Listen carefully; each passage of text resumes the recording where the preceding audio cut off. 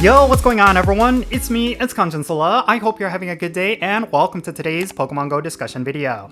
Alright, so over the weekend, we had the makeup event for Mega Rayquaza Elite Raid Day. And the reason why we had a makeup event is because the original event was full of different technical issues and a lot of players were very disappointed.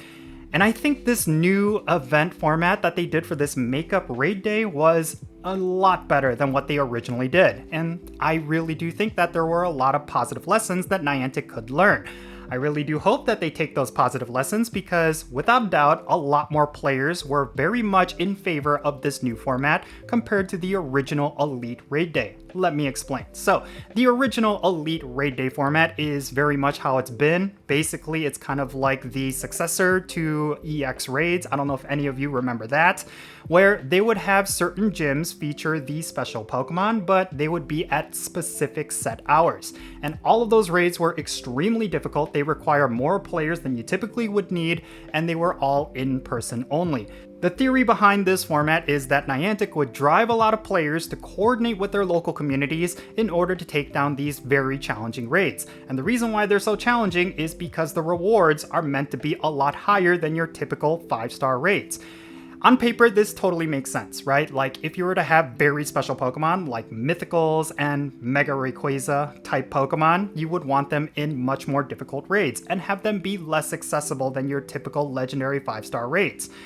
But at the same time, I think a lot of the restrictions make these a little bit more inaccessible for a lot of different players, especially those who live in rural areas. The fact that you cannot remote raid into them means that if you do not have a robust community of players to get the numbers, you're basically going to be out of luck. You're not going to be able to complete these raids because you do not have enough players.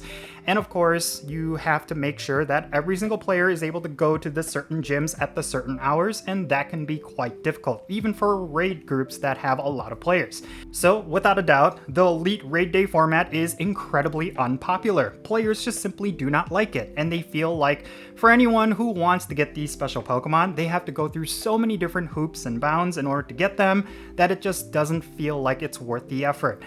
But what they ended up doing for this makeup Elite Raid Day was something completely different. They did keep a lot of the same formulas where they would have the Pokemon spawning at certain hours, but they also took away a lot of the typical restrictions that you would find with Elite Raid Days. For example, the raid bosses were not as difficult. A lot of players were able to do them even if they did not have a high number of raiders. And then on top of that, they removed the remote raiding restriction that you would typically have with Elite Raids.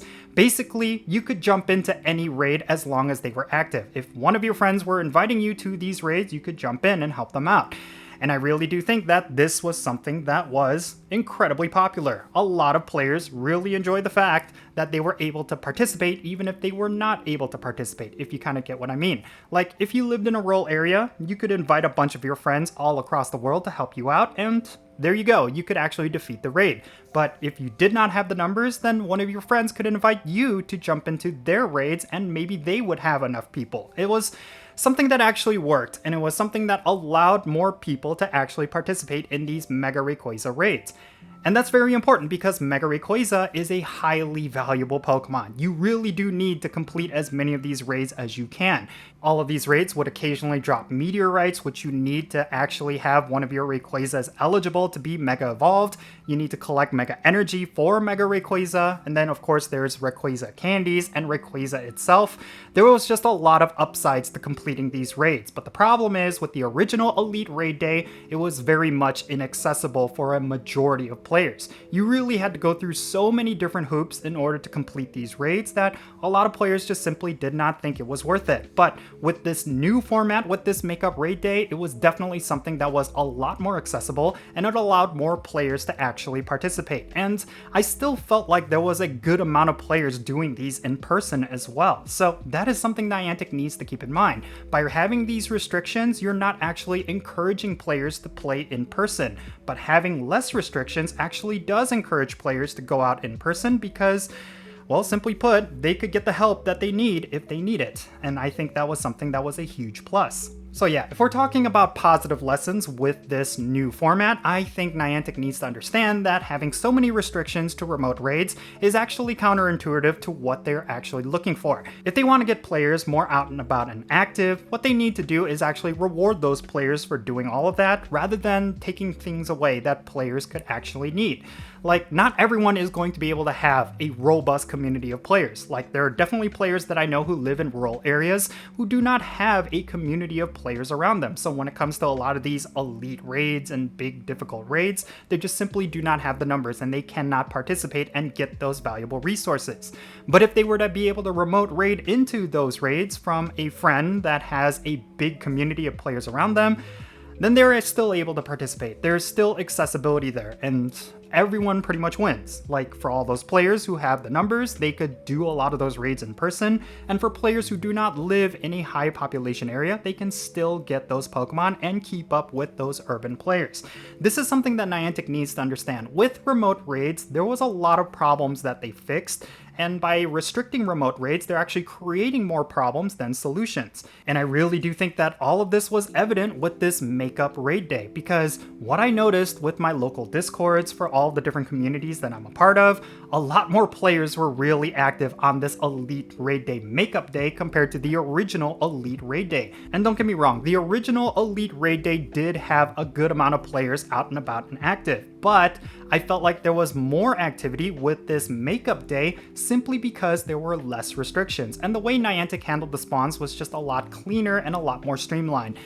So I really do think there are some things that Niantic needs to take into account with this makeup raid day. Maybe it's the model that they should use moving forward when it comes to Elite Raid Days. I mean, with the original Elite Raid Day for Mega Rayquaza, there was just a lot of disappointment, and a lot of that wasn't necessarily because of the technical issues. There was a lot of people who were just frustrated that they were not able to go out and play, and there were other players who were just very disappointed that they were not able to get enough players to take down this difficult raid boss.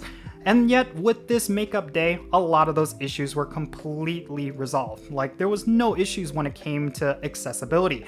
And I really do think that this is something that Niantic needs to learn when it comes to these sort of special raids, that having a lot more players be able to do these raids is going to be much better in the long term, as opposed to restricting them and having them only accessible to elite players, people who live in urban areas. And I wouldn't necessarily call them elite, rather I would call them more lucky, if anything.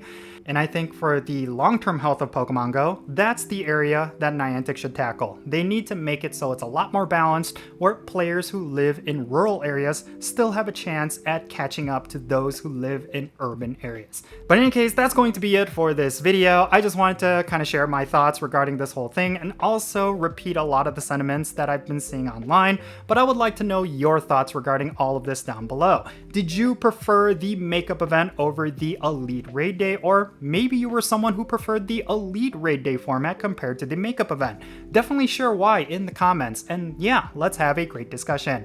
And thank you so much for making it all the way to the end of this video. If you ended up enjoying it, make sure you hit that like button and subscribe if it's your first time here, and also don't forget that notification bell so you can stay up to date on whenever I upload videos. And real quick, let me give a shout out to all my patrons on Patreon. You make this channel content possible. If you want to support the Jinsula channel, the absolute best way to do so is by joining my Patreon, just like all the people you see on the bottom of your screen. And just like them, you get a permanent spot on my in-game Pokemon Go friends list. So with stuff like remote raids in the friendship system, if you want to play Pokemon Go with me, then do consider joining my Patreon. And if you want to support my channel in a very different way, you can do so by following me on social media. My handle is @Jinsula. I'm on the platforms that you see on screen. Make sure you go over there and give me a follow.